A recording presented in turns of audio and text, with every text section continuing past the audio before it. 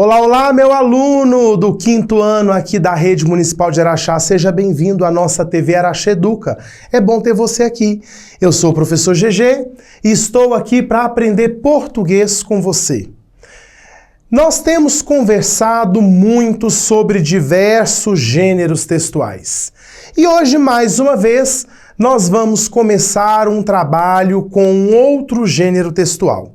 Como eu já disse para você, na língua portuguesa, aprender a compreender um texto, depreender a sua estrutura, a linguagem que ele utiliza, o seu público-alvo, a sua intencionalidade é muito importante para que nós saibamos na vida, no dia a dia, compreender os textos que nos são apresentados.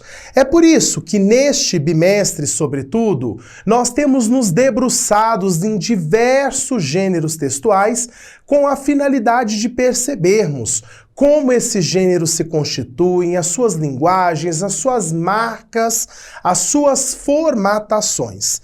E hoje eu te convido a um trabalho delicioso. Nós vamos aqui trabalhar com o texto da fábula em prosa. Nós vamos ver o que é esse texto, como ele se organiza, a linguagem que ele utiliza. Antes, no entanto, vamos retomar. Nós estávamos recentemente também trabalhando com outro texto narrativo, com uma crônica, cujo título era Comunicação, e o seu autor, Luiz Fernando Veríssimo. Nós exploramos essa crônica à vera, exploramos muito, exploramos a linguagem, vimos o vocabulário, falamos dos elementos que formam um texto narrativo, falamos da característica da crônica, falamos também desta crônica em especial. Examinamos todos os detalhes dessa crônica. E nós pudemos também, a partir do estudo com essa crônica, relembrar a importância dos sinais de pontuação como meios gráficos, ou seja, como meios de escrita de um diálogo. No texto narrativo, a presença do diálogo vai ter algumas marcas. Essas marcas essas marcas de escrita são marcas que conseguem trazer para o texto escrito o diálogo, a conversa, a oralidade.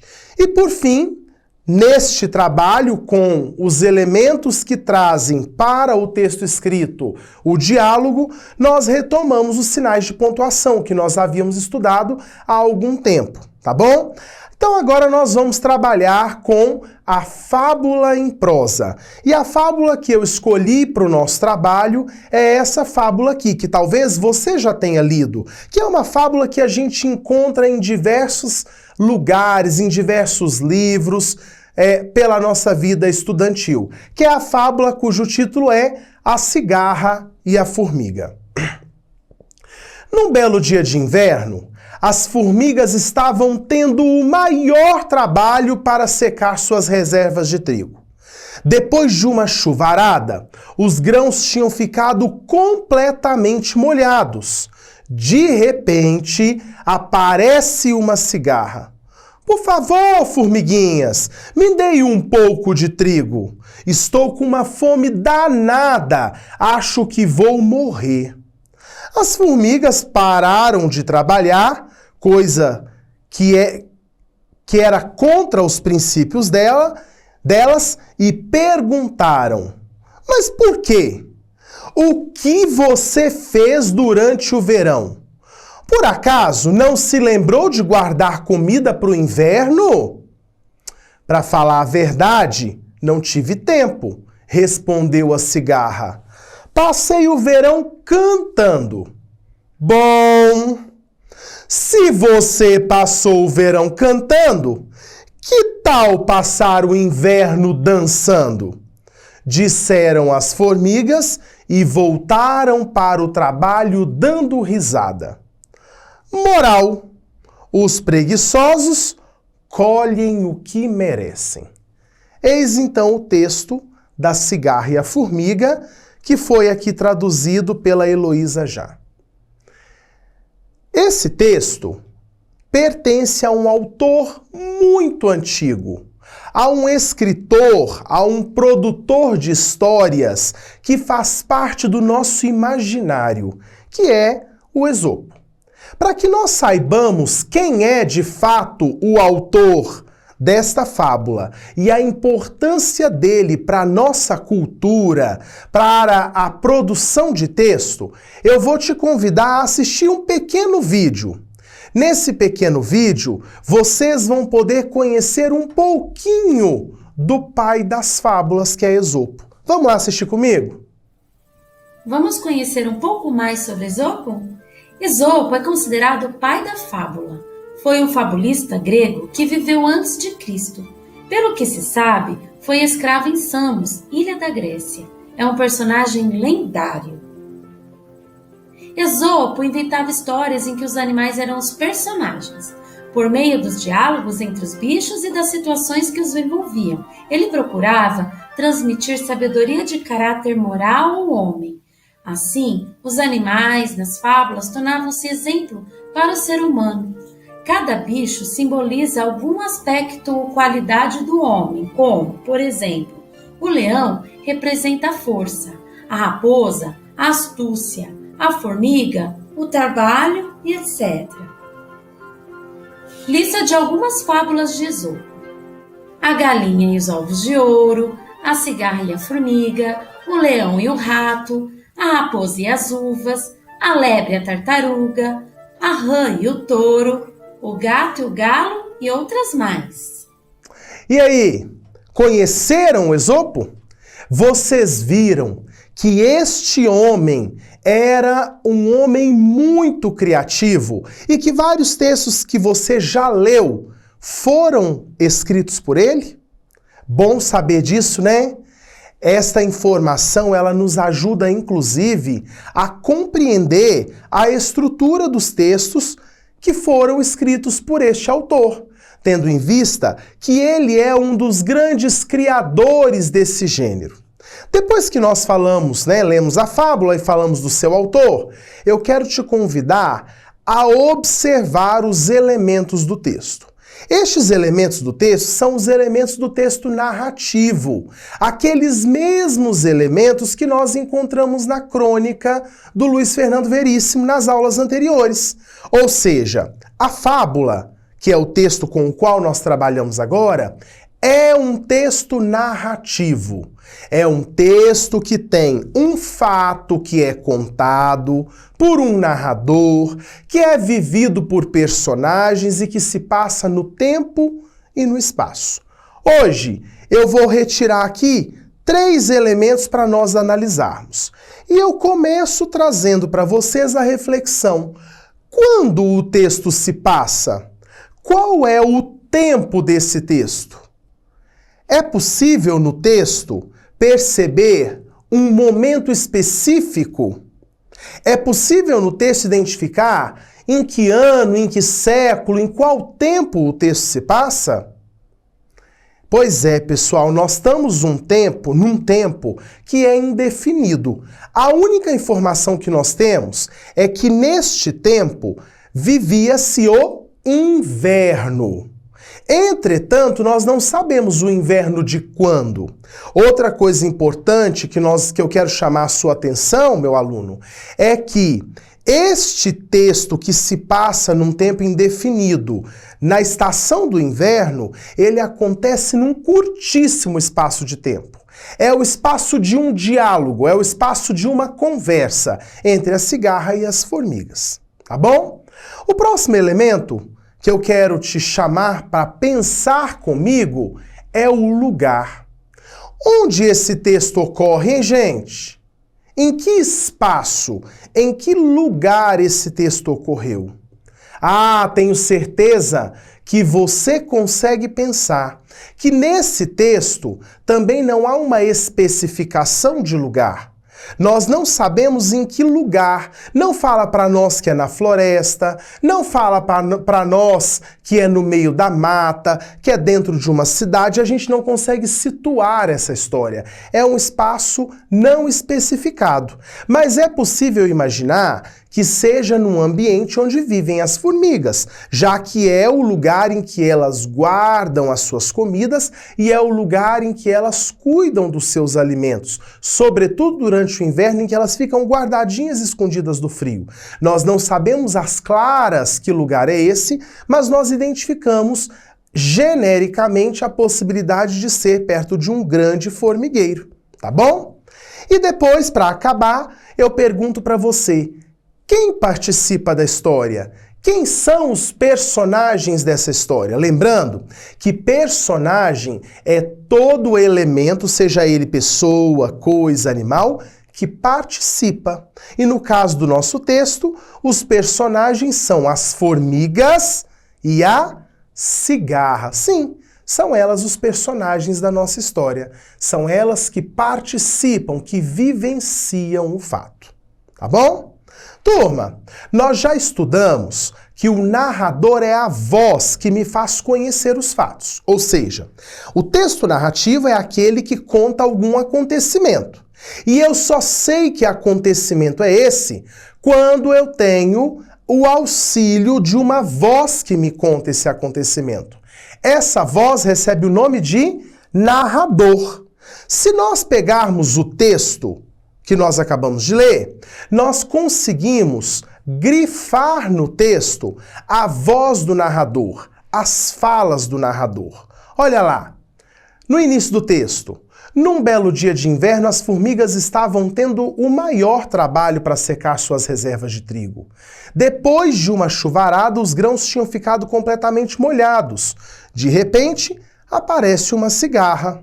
Opa! Aqui eu já não tenho mais a voz do narrador. A voz do narrador, ela vai retornar lá embaixo, quando tem a fala de que as formigas pararam de trabalhar, coisa que elas não gostavam, né, que era contra os seus princípios, e perguntaram. 2 pontos, nós já entendemos que 2 pontos sinalizam fala. E é isso que acontece. Nós vemos, depois dos 2 pontos, uma fala introduzida pelo travessão. E aí onde volta o narrador? O narrador volta no meio de uma fala, respondeu a cigarra, e o narrador volta no final, também no meio da fala. Disseram as formigas e voltaram para o trabalho dando risada. Quem nos chama atenção para a moral pode ser o narrador, já que não é fala da formiga e nem da cigarra. Aqui, turma, a gente consegue pensar, a partir dos trechos que nós grifamos, quem é o narrador. O fato que é narrado, o acontecimento, ele é vivido pelo narrador? O narrador participa? É ele que guarda a comida ou é ele que pede comida? Não, né, gente? O fato narrado, ele é narrado por um narrador que não participa, que não vivencia, um narrador que não está presente no fato, mas que sabe de tudo, que tem detalhes. É um narrador que conhece tudo. É um narrador que nós vamos chamar de narrador onisciente, um narrador observador onisciente. É aquele que viu, que sabe muitas informações e conta com riqueza de detalhes. Mas é um narrador em terceira pessoa. É um narrador que não participa da ação, que não participa da história. Tá bom? Observem o pedido da cigarra e examinemos o que ela pede e o motivo do que ela pede. Olha lá no texto. Ela diz: por favor, formiguinhas, me deem um pouco de trigo. Estou com uma fome danada. Acho que vou morrer. Ela pede o quê? Ela pede trigo, ela pede comida. E por que ela pede? Ela pede porque ela está com muita fome e ela acha que vai morrer de fome. A cigarra dá um pouco de uma exagerada, né? Pensou em você, né? Quando você chega em casa na hora do almoço e fala: mãe, tô morrendo de fome. É isso aí, a cigarra dá uma exagerada para tentar dar uma sensibilizada nas formigas, tá bom? Na fala das formigas, é possível entender que tratamento que as formigas deram, ou seja, como que as formigas reagiram diante do pedido da cigarra? Como que elas consideraram o pedido da cigarra? Olha lá. Mas por quê? O que você fez durante o verão? Por acaso não se lembrou de guardar comida para o inverno? Bom, se você passou o verão cantando, que tal passar o inverno dançando? Olha, ouvindo, lendo a fala das formigas, nós percebemos que, primeiro, as formigas sentem curiosidade para saber o motivo de a cigarra não ter comida. Mas também ficam intrigadas com o fato de ela saber que no inverno não tem tanta comida ali naquele lugar em que elas estavam e perguntam para ela, mas o que você fez? Cadê seu trabalho? Cadê a comida que você juntou?